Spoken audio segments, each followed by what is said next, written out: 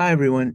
My name is Mihir Bafna. I am a computer science undergraduate student at Georgia Tech, and today I will be going over my method called Clarify for cell-cell interaction and gene regulatory network refinement from spatially resolved transcriptomics. So I'll structure the method just in three main parts, and first I'll go over some motivation. And the two parts of motivation that I like to cover are first, why we want to study these cell-cell interactions and gene regulatory networks in a joint manner. And second of all, why we make use of graph neural networks as our mode of inference. So first of all, why CCIs and what are CCIs? So if we break apart any microenvironment or tissue, we'll see a bunch of cells interacting through various methods. One such is like gap junctions, tight junctions.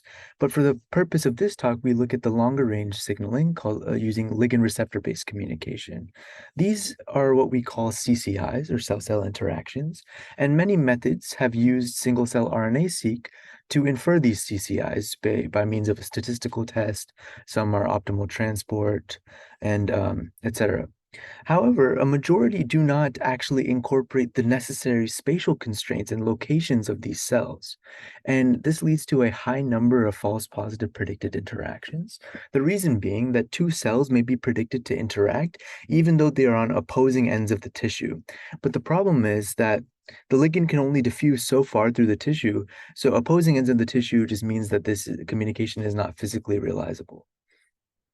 So to incorporate these spatial constraints, we seek to utilize the information given by spatial transcriptomics data and utilize the spatial location in a more effective manner. But still, that's not the only picture. What we have to ask ourselves, what is governing these ligand receptor-based communications? And if we take a closer look, we'll understand that this actually comes from the underlying system of regulatory genes within each cell.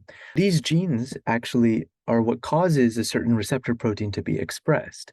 So understanding the system of regulatory genes, otherwise known as gene regulatory networks, is as crucial as understanding the extracellular interactions, the CCIs.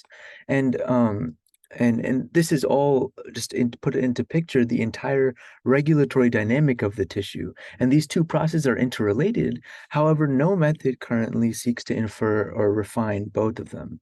And many methods have also been developed just for the sole purpose of inferring gene regulatory networks, but those are usually at the cell type level, not at the single cell level.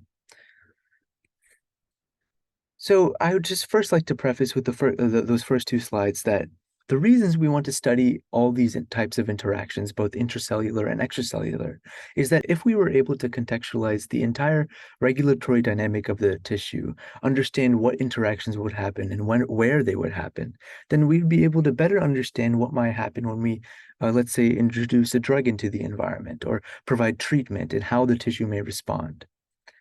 So what needs to be done? So like I mentioned before, current methods do not incorporate both CCIs and GRNs for inference, and current CCI-specific methods generally do not utilize spatial locations to the best of their ability. And for the purpose of this talk, though most spatial transcriptomics data is spot-based, we have developed a method that can infer single-cell level CCIs rather than the cell type level. One such way that we seek to incorporate spatial constraints in a more effective way are by using graph neural networks. And graph neural networks have become ubiquitous in all sorts of machine learning tasks, and especially in biology as things are intrinsically graph structured, as we will see. So how do we do inference on a graph structured data? And we do this by drawing analogies from convolutional neural networks on image-based data, and use graph convolution rather.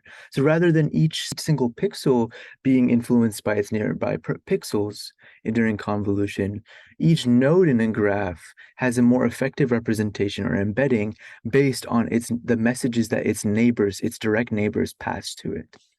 And this is formalized in a sense that you can see if we look at node B, for example, then node B is influenced by all of its direct neighbors. All of its direct neighbors are influenced by all of their direct neighbors. And this kind of series of sequential flow is called the message passing and aggregation steps.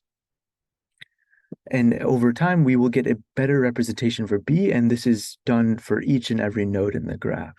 But this can be contextualized in just one a simple equation that shows that the features or embeddings at the L step multiplied by a learnable weight matrix and the original or symmetrically normalized adjacency matrix of the graph, then passed through some nonlinearity. This is the message passing and aggregation step that then effectively results in the embedding at the L+1 step.